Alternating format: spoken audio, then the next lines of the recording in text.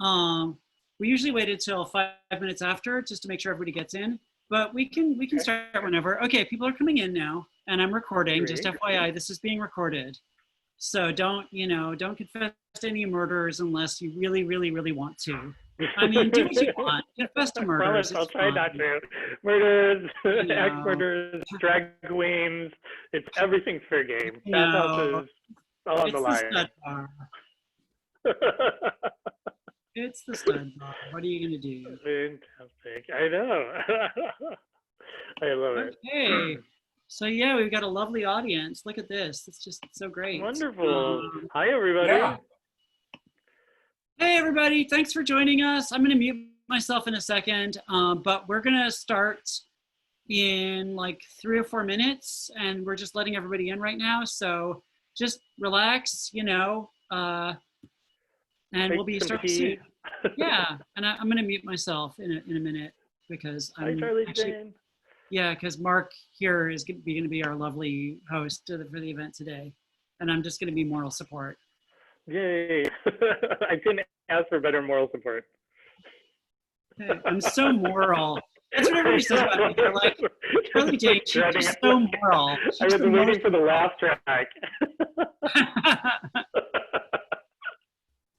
Okay, cool. Wonderful.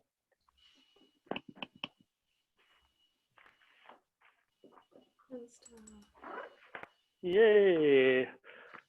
Hi, everybody. We're just getting settled and making sure everyone can come in okay. Get here on time. You can be tardy, even on the internet. It's amazing. Thank God. I know. Nothing will stop me devices are with us. Nothing stops me from showing up late. Nothing at all. Absolutely nothing at all. Wonderful. Love your dragon, Charlie Jane. Oh, thank you. Yeah, it's my favorite Zoom background. I think it's important to have like a dragon around. I don't know. It's a Zoom background? Yeah, no, I'm not actually sitting in front of a real dragon. It's it's not in your bedroom or something. No, I wish. I wish that dragon was no, like a you giant dragon.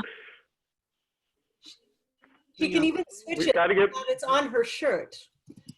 Oh yeah! Wow. Animated on your shirt one time, Charlie Jane. I was your dragon. The coolest thing. Really nice to see some friends here. Hi, Mary. Yay! Jody, nice to see you.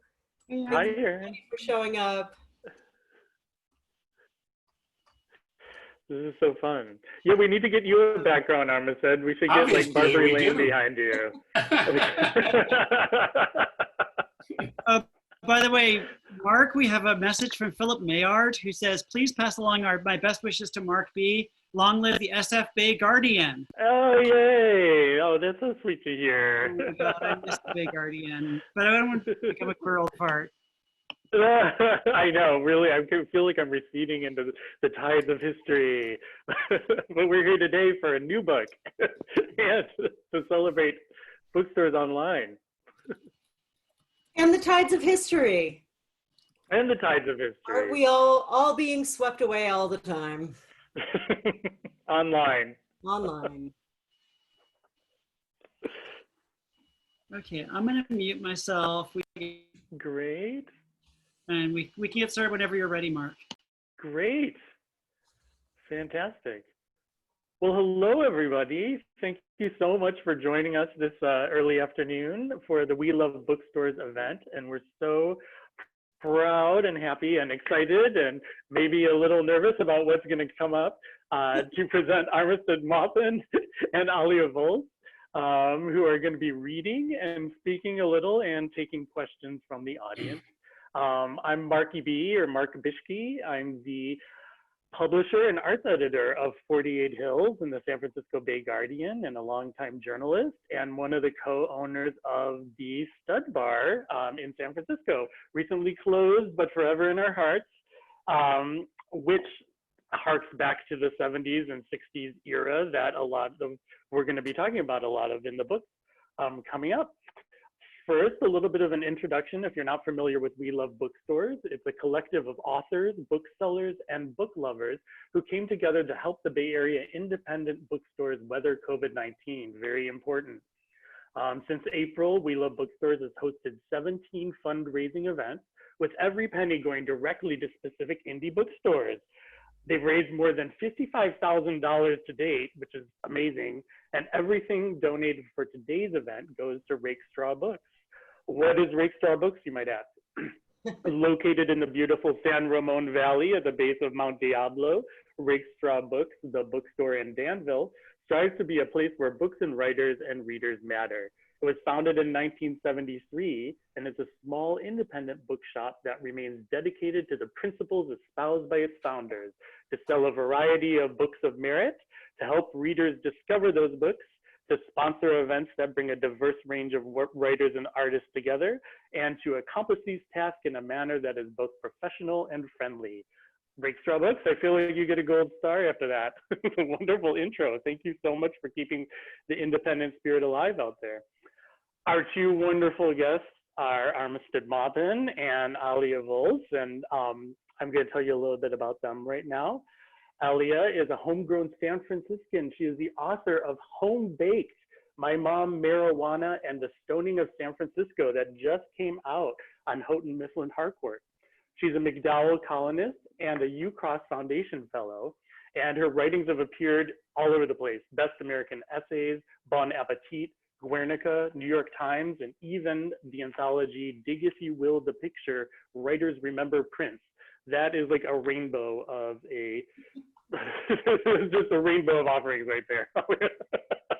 And finally, Armistead, who you think doesn't need an introduction, but I'm going to introduce him anyway, because while I was reading this, I was kind of in awe of everything that he's been doing. Launched in 1976 as a groundbreaking serial in the San Francisco Chronicle, which was a daily column. Armistead Maupin's iconic Tales of the City series has since blazed its own trail through popular culture, from a sequence of globally best-selling novels to a Peabody Award-winning television miniseries, and even an ambitious musical that had its world premiere here in San Francisco in 2011. The series, Tales of the City, now encompasses 8 hugely popular novels, and the last one was released in 2014. Netflix aired a new series based on the novels in 2019, and in 2017, Maupin Armistead wrote a memoir titled Logical Family, which grew out of his critically acclaimed one-man show. He's won many awards, but we mostly know him as San Francisco's international ambassador of our bohemian gay spirit. Please welcome Armistead and Alia. Thank you so much. So glad to have both of you here. Hello.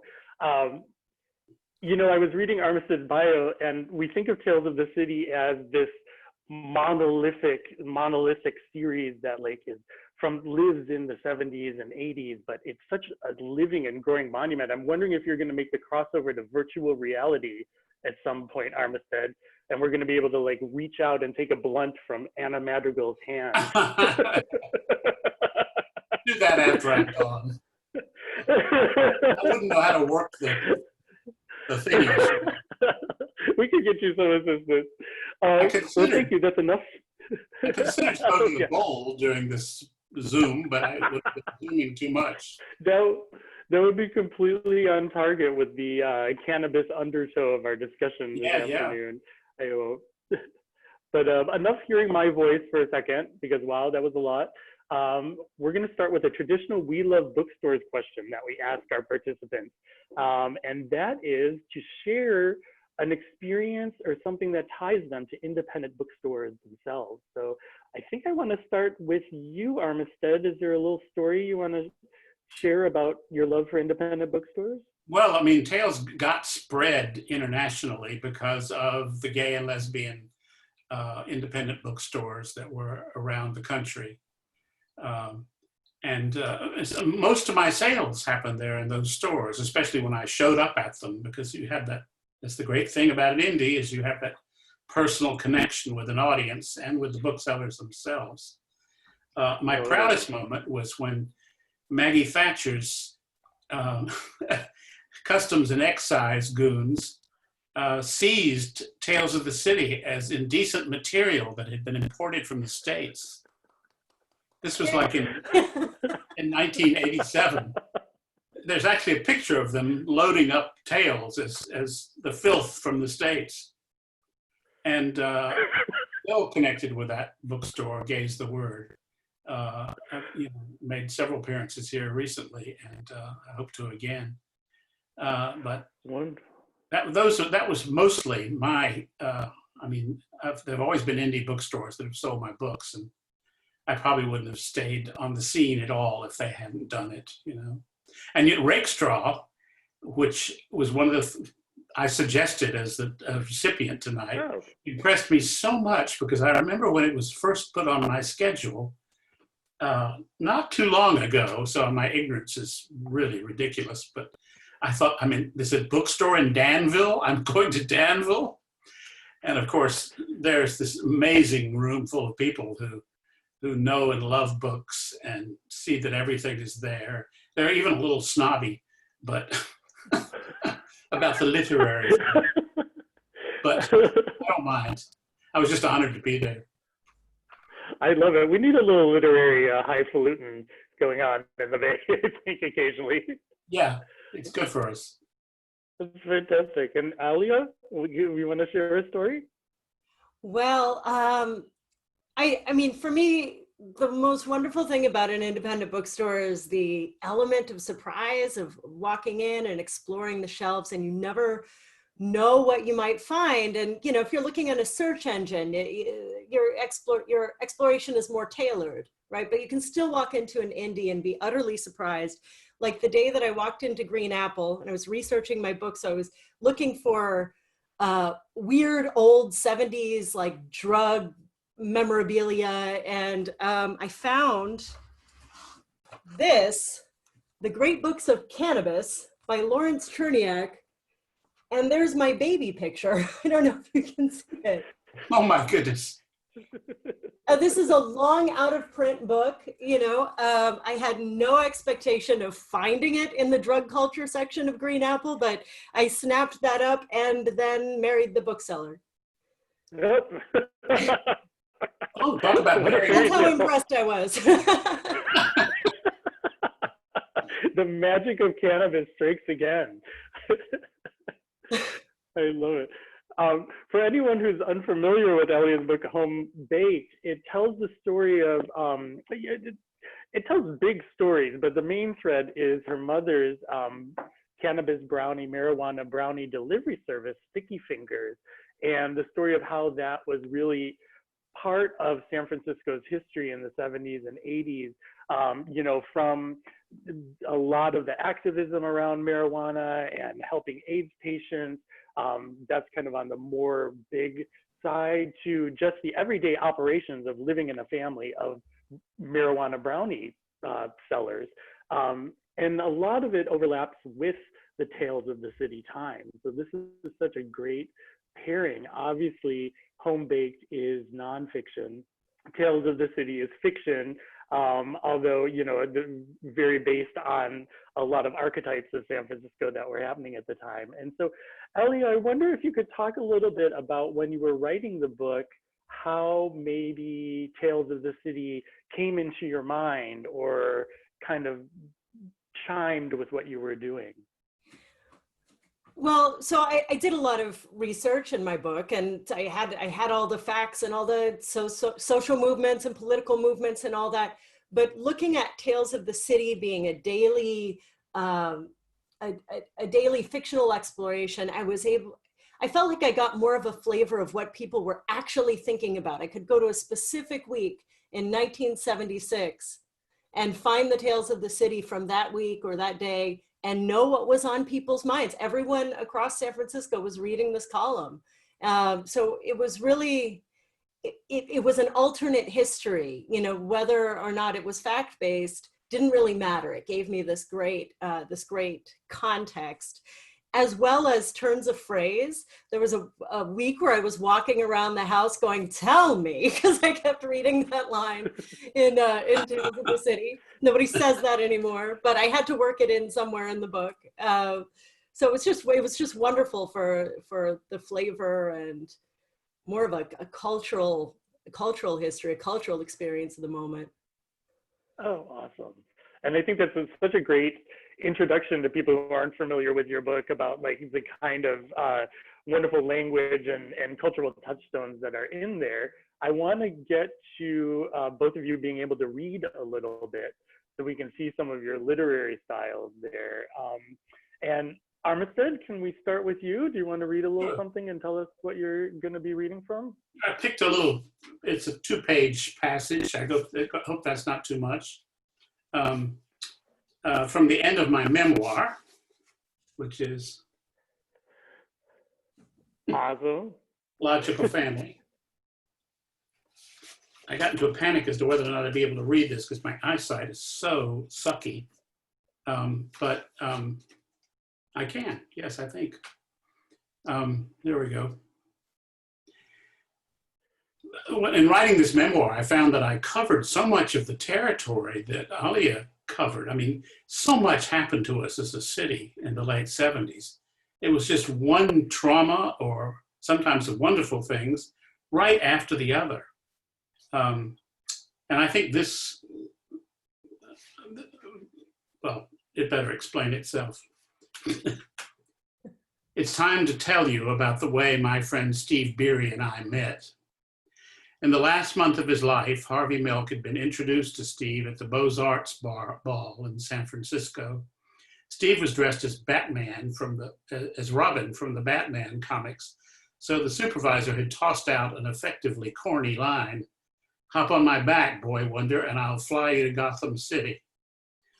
On their first date, Harvey had asked Steve if he was happy about being gay because Harvey, always on the run, wondered how much on-the-job training would be required.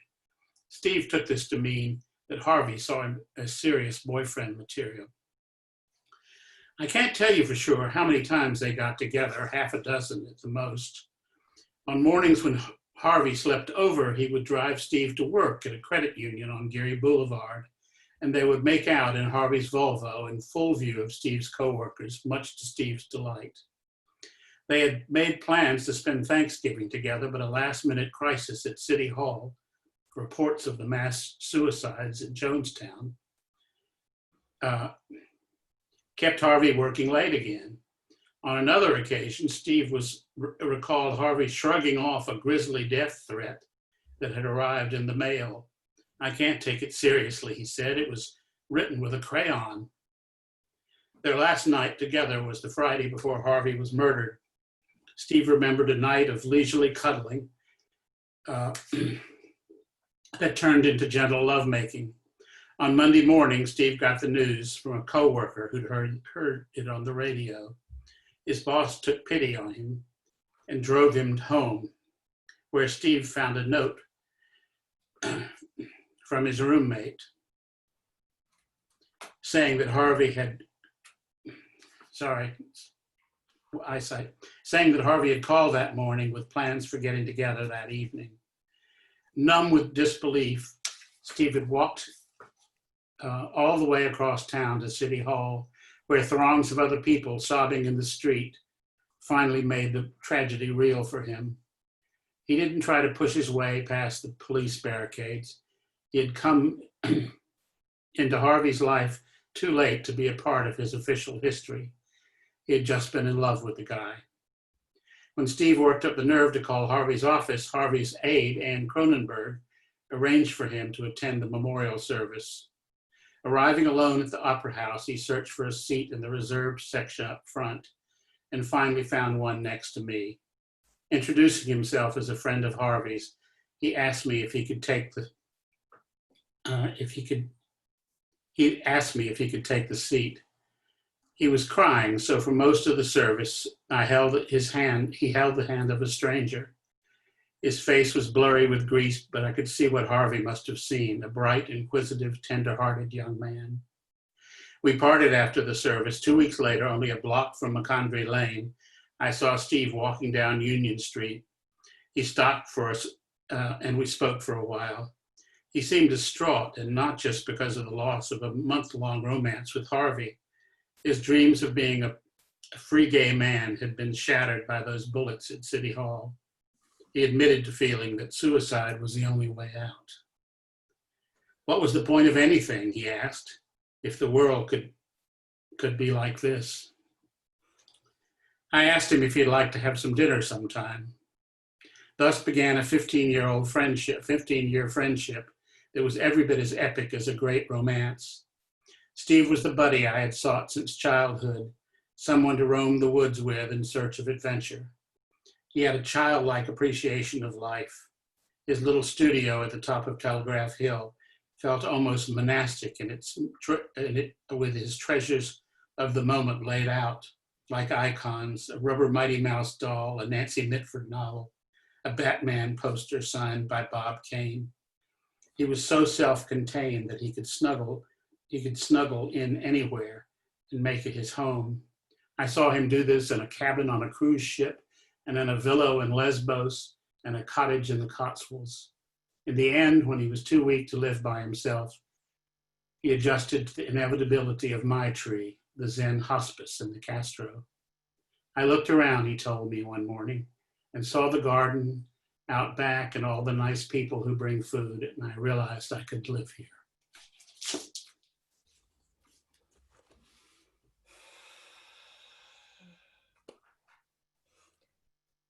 Oh, that was beautiful, Armistead. Charlie J. Markey's muted. There, I got it. Thank you.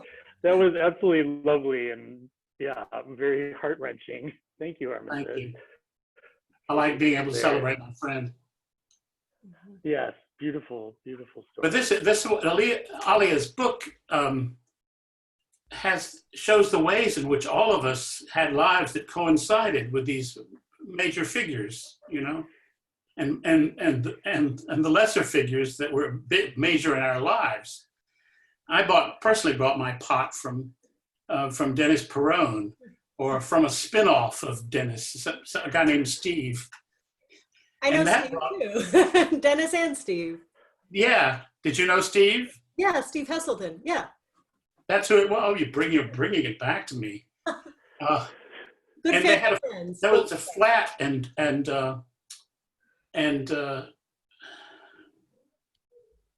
totally blanking on his name. The creator of the rainbow flag. Gilbert Baker was in the flat. When I tell the story now, I say that he was there like Betsy Ross sewing the rainbow flag, but I don't think I think I got a little colorful there, but Gilbert was always there. Yeah. And I bought brownies from Mary Rathbun, but not your mother, as far as I know, unless they made their way to me somehow or other. Who knows? I love it. This is the best literary discussion I've ever had, by the way. I wish we had smoked a ball. Where I got where you got your brownies from? Alia, do you want to share a passage with us? Yes, I'll do something that also kind of talks about how the lives interweave. But I really appreciate your saying that, Armistead. I think, you know, one of the qualities of San Francisco that made it so ripe for this kind of story is that it is a small city, and it was at the time such a community-driven city, and so everyone really knew each other. You know, six degrees of separation back then were what, 1, 2? Yeah. And so even these larger than life figures like Harvey or like Sylvester would become part of your lives. You'd become part of the same fabric. So I really appreciate that. Charlie Jane, can I share a little slideshow while I read? You're muted, but can you make me? Got it. Great. Okay. I like to share a little, some of the family pictures while I read, just for shits and grins. And this should work. All right, is everybody seeing a slideshow? Yes. Cool, okay. I'll read the beginning of chapter 13. This is a little bit before what Armistead just read. The rain continued into 1978. The 2-year drought lost to a slushy winter. Mare's birth wounds slowly healed. She signed up for dance classes, Bob Fosse-style jazz with lots of body rolls, splayed fingers, and aggressive snapping. Doug joined a modern dance group, all geometric shapes and tumbling. So those are my parents, Meredy and Doug. On January 9th, Harvey Milk walked the 2 miles from Castro Camera to his swearing-in ceremony at City Hall in a drizzle, arm around his lover, Brownie regular Jack Lira. A spontaneous procession of about 150 celebrants followed them.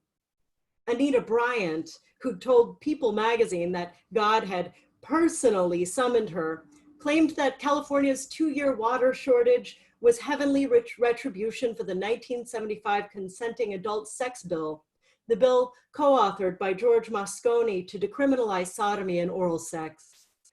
As he was sworn in under an umbrella, Harvey smiled up at the sky. Anita Bryant said gay people brought the drought to California. Looks to me like it finally started raining. Dan White also joined the Board of Supervisors that morning, though to less fanfare. The Bay Area Reporter had recently described White as somewhat to the political right of Attila the Hun, but no one could have imagined how profoundly the handsome young supervisor would change San Francisco by the end of 1978. Or by the end of the year, excuse me. Early 1978 had the attitude of a tequila sunrise and a joint. John Travolta was king. The Bee Gees' Stayin' Alive topped charts throughout February. People dressed like Travolta, danced like Travolta, strutted like Travolta.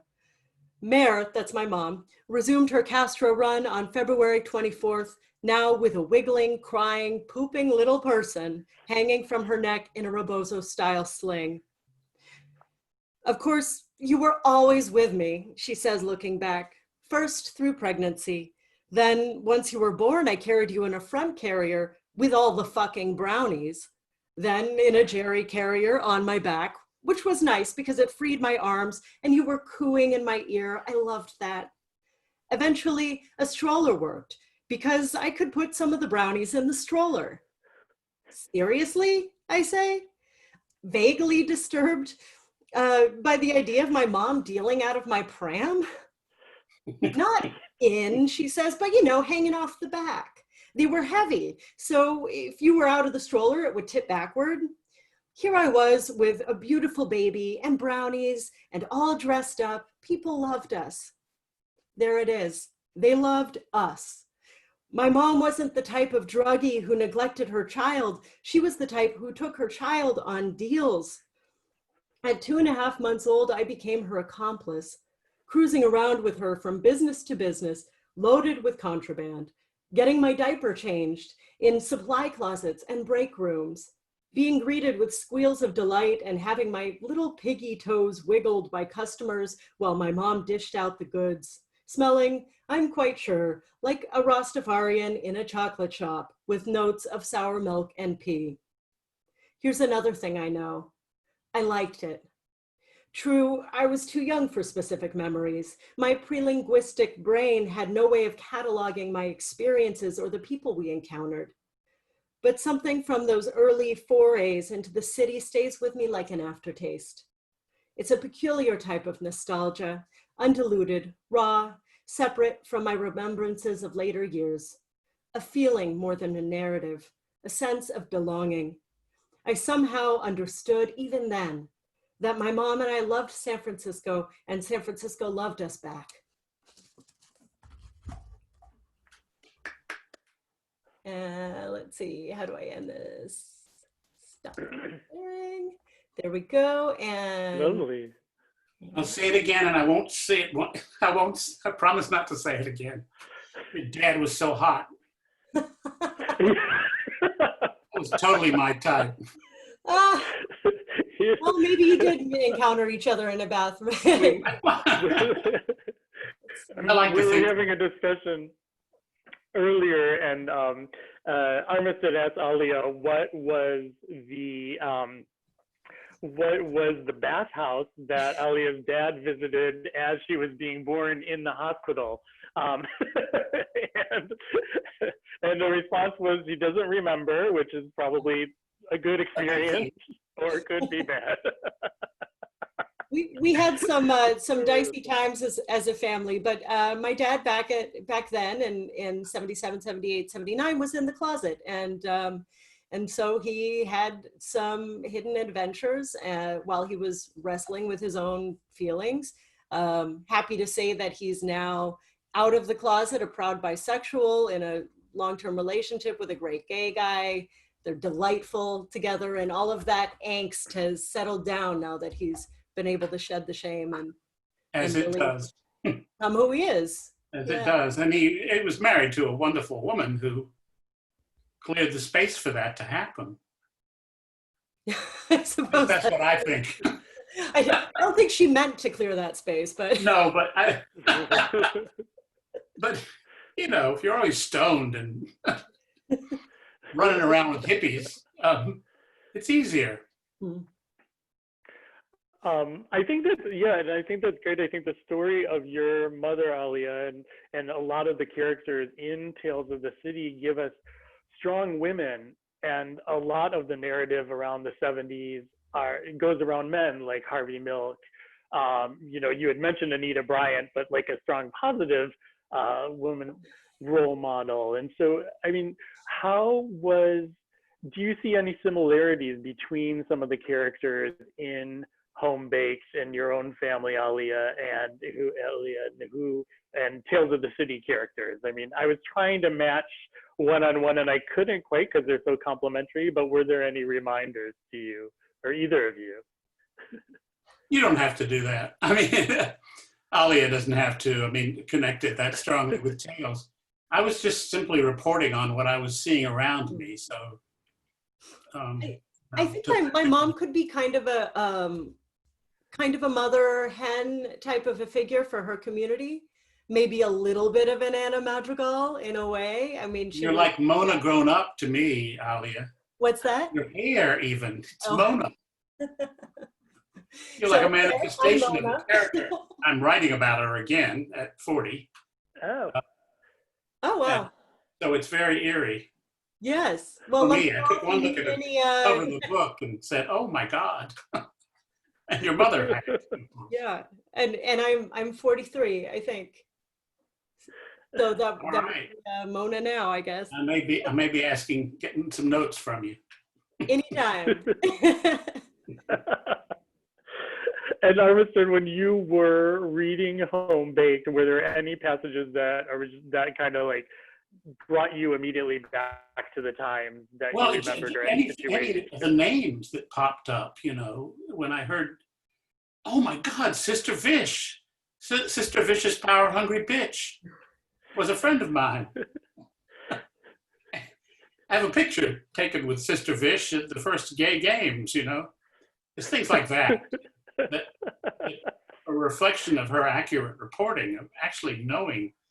I was amazed at what degree you gave everybody credit for what they achieved. Cleve Jones is still a friend of mine and a wonderful storyteller. I see you relied on him in that regard, and that was a smart thing to do. Yeah, how could you not? We sat down for a quick interview, and pretty soon it was 3.5 hours later, and I felt like a vast trove of history had been unlocked for me. Yeah. He's a beautiful storyteller, and so many people in that world were. I mean, really, the inspiration for this book for me came from listening to my mom and her friends tell stories. We'd hang out on the barge on her bed where she brought her friends, would often do her deals there, and people would swap stories, and there were so many great raconteurs in that world that I really fell in love with it. I got my dog from Steve. We showed up there to get some grass one afternoon, and it was a little window, a door with a window in it, and he held this little red poodle up there, who was another customer wanted to get the poodle adopted, and that's how it happened. How much is that doggy in the window? How much is that doggy in the window? But your book is full of those kinds of details of I don't know, the sweetness of it all.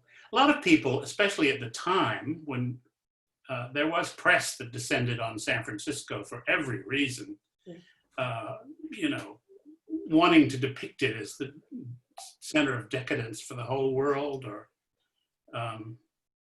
you know, cartoonizing everything. And that doesn't happen in your piece because it's personal. It feels like you knew what it was. And when I first started reading the book, to be perfectly honest with you, and was getting all those sexual details about your parents, I thought, how the hell does she know this? She's a child. She can't know what they were. And then I got to the part where your mother turned her letters over to you. Yeah. My parents overshared. They Well, it was a shot in the arm for the book, I'll tell you.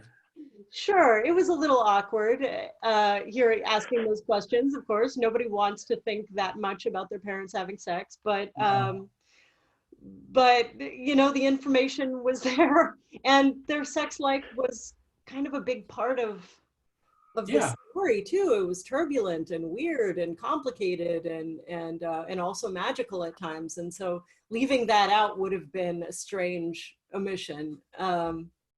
But I want to say about the what you were just saying about how there was an innocence to the time, and that's one thing that really comes across so beautifully from the Tales series is, you know, you capture the decadence and the lavish parties and the spiritual pursuits and the cults and kind of the frivolousness, but you also really capture the earnestness and the innocence of that era, which I think we don't have anymore. I mean, the innocence is lost. We've all seen too much, and we see too much every day on the internet, in our feeds. One day of this crap will strip you of your innocence. Yeah. But even though there was I think there was a lot of heaviness, there was a lot of intense drama and trauma, as you were saying, there was also this kind of heart open approach to it, and optimism that maybe we've lost touch with. For me, it was the memoir I just read from. It's called Logical Family, and that was what I found in San Francisco. I didn't have to rely on my deeply flawed biological family back in the South. I was making family on my own out of people that I loved. And if they turned out to be rotters, out they went, you know? And I love that about the city. Mm-hmm. I'm always making you laugh, Marky. I know, it's just, you see so much, hear so much of my own experience coming through when you both are speaking, really, of San Francisco. We've got a couple questions from our wonderful audience. The first is for Armistead. Philip would like to know how the new book about Mona is coming along, and any idea when we'll get to see it. It's coming along fine. I'm still pokey as hell. I polish every paragraph until I'm absolutely delighted with it, and then probably go back and change it at the end of the day anyway. But so it's slow going, but I have no excuses now because this is the only thing I get paid for these days. And I have an advance from my publisher. I'm lucky. I'm really lucky. So I got to sit down and write the motherfucker. And I'm doing that, you know, here in London. It's set in London. It's set in London in '93. It's a chunk of tales that I never wrote about. There's a whole period there where I didn't follow the characters because, frankly, I was chasing the miniseries at the time. And so I get to go back to the darkest moment of AIDS in America and in England. When they were here, they were just really reeling under it. And deal with a woman who's lost so many friends and is trying to keep her spirit up. That's why she grows pot at her manor house. But yeah, so thank you for the question. Yeah. It's going to be a couple of years, I think.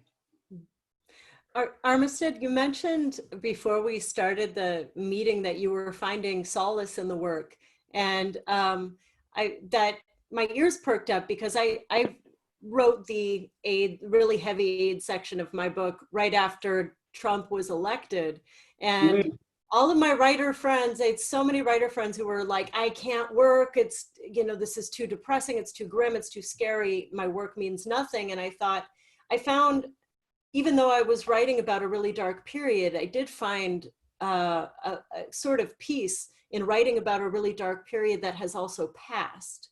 And a sense of a feeling of a light at the end of the tunnel.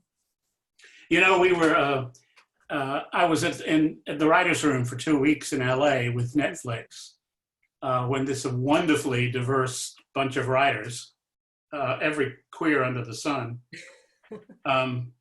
were composing the new plot lines. And right in the middle of that week, Trump was elected. And we had to show up. I think you have to be with your friends when that happens, And we dug into it. And I think some of the best things in the new series that happened were because of that. And we've got another question on more of a historical question here. Ken would like to know from Alia how much the brownies sold for. And a related question from Samuel is, was there brown sugar in the recipe? That's a no. They were not, the brownies were not particularly healthy, although there was a phase when my folks moved up to Willits in Mendocino County, deep hippie territory, and they were doing all the hippie fad diets at the time. And they tried one batch with carob and I think maybe molasses and I don't know what, organic wheat, and it was horrible. It was inedible. They brought them down to the city and they didn't sell because who wants to eat that?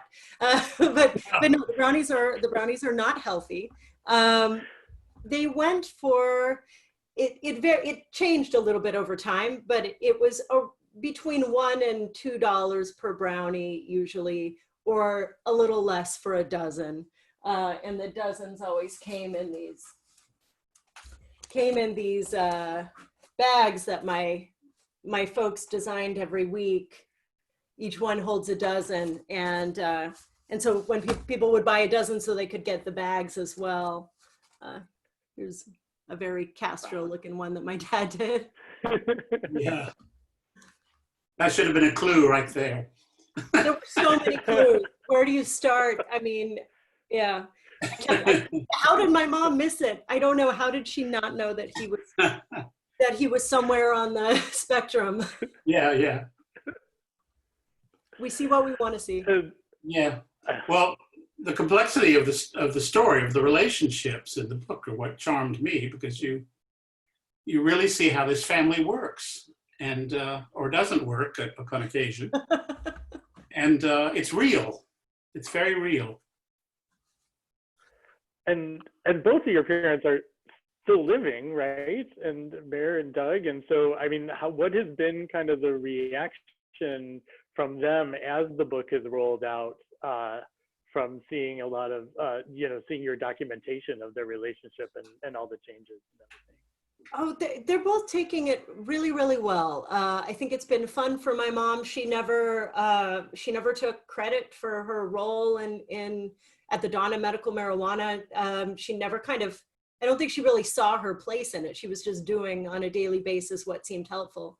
But so she's getting outed and recognized at the same time. But I think it's mostly been fun. She might be in the meeting today. I'm not sure. And my dad has really, he's really grown a lot, I think, through the research that we did together to figure out where he was coming from, especially in some of the more difficult moments. Healed our relationship in a way that surprised both of us, I think. and he's enjoying it. He's got enough distance from who he was then that even when you know he wouldn't behave in the same way now, he can still look at that person and feel love and compassion for him. When you get the movie offers, that's when a whole new exciting thing will happen. Oh, yeah. Well, we have kind of a related question from the audience. Your characters are living too, Armistead, in the Netflix series. We got to revisit them in like the contemporary world. And Ken would like to know. Oh, I'm sorry. Gary asked, were you happy with the Netflix series and any changes that were in there? How the whole story had developed and changed while it was. Well, I have reviews that weren't happy with it because they had read my last 3 novels and it doesn't take off in that direction. But as far as the spirit of it and the cleverness of it, I was very thrilled with it. I really liked the Netflix series. I liked that they incorporated a sort of wacky mystery the way I always did. They came up with a wonderful thing. I liked the way they dealt with the new San Francisco, where Michael goes to he thinks he's renting an apartment, but he's actually renting a bathtub in some fancy Becky's house. So I was very pleased with it, and the casting, as usual, I think was brilliant. I'm so happy that Laura came back and Olympia. It was a very sentimental thing when we shut down because many of us had been on this journey for 25 years. I've been very lucky as far as that's concerned. Alan Poole was the producer that steered all of the miniseries, and he was able to maintain the levels of taste and accuracy, or the non-taste, depending on what I was doing. Get the filth in too. I love it. Another question is, I know Armistead, you're deep in your Mona book now, but are you reading anything right now? And same question for Alia. What are you guys reading right now? Oh, not a damn thing right now. It's when I'm writing, I don't want to see other people's work. It's too depressing. I'm starting a new book that's a family ghost story. It's a true ghost story, as much as these things are true. So I'm reading all the ghost stories, anything ghosty I can find, which has been pretty fun. Mostly this isn't contemporary work, but anything I can get my hands on that's a good, and I'm taking recommendations. So if you have a ghost story that you love, I would love to hear about it. It can be fiction, nonfiction, anything. All awesome. I've been. I feel like. Go on, Armistead. Oh, well, she made me think of it with ghost stories. I've started to read. Sit down in the living room and read stories to people. And I read Saki, H.H. Munro. Wonderful, dark, elegant little stories. If you've not read the collected Sakis, you must. I haven't. S-A-K-I. I used to detail in the new novel that I found out from him. His mother was charged by a cow and died because she miscarried. Not him, but right. And it was a very, very dark detail in his life, and his stories reflect all these ironies. And I learned that he died in the trenches at World War I, and his last words were, "Put that bloody cigarette out," because the Germans could see where they were, and then he got shot. Oh, wow. I can drift sometimes. It has nothing to do with pot, but you'd all appreciate that little anecdote. Um, I feel like I myself have really only read Twitter.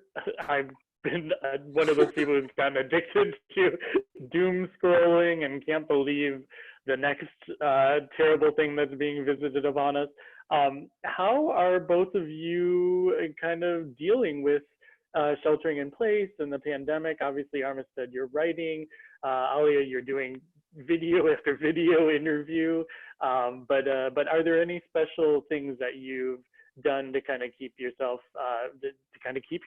during this time? Well, my husband has taken this time to learn to bake, and cook things. I mean, real serious recipes. So I'm lucky because he's turned into a chef before my eyes.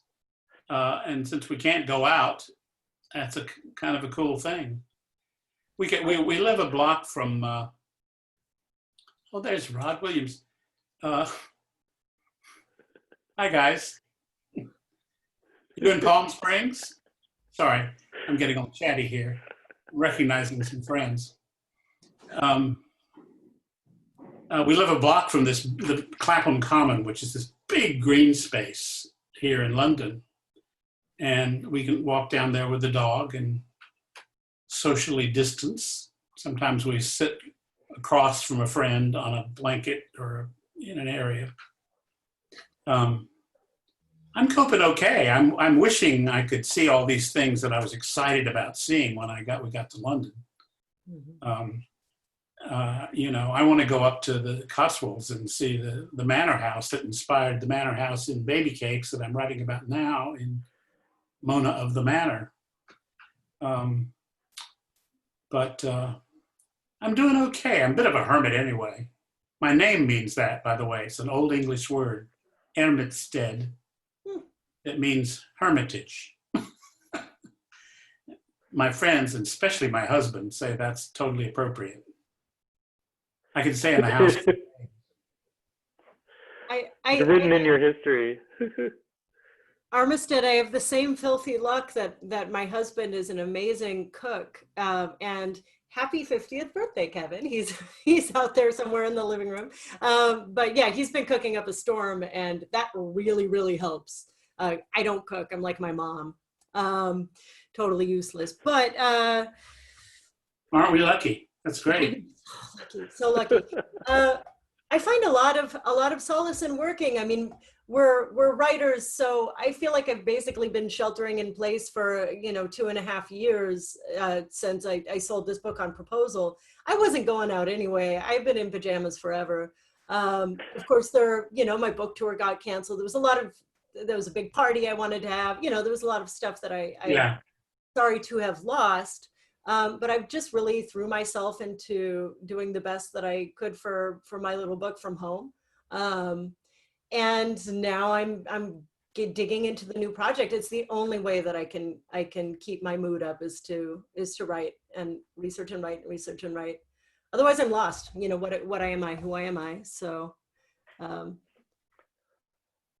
there's enough self-flagellating, self-inflicted pressure in there to keep me going for another couple years of shelter in place if we need to.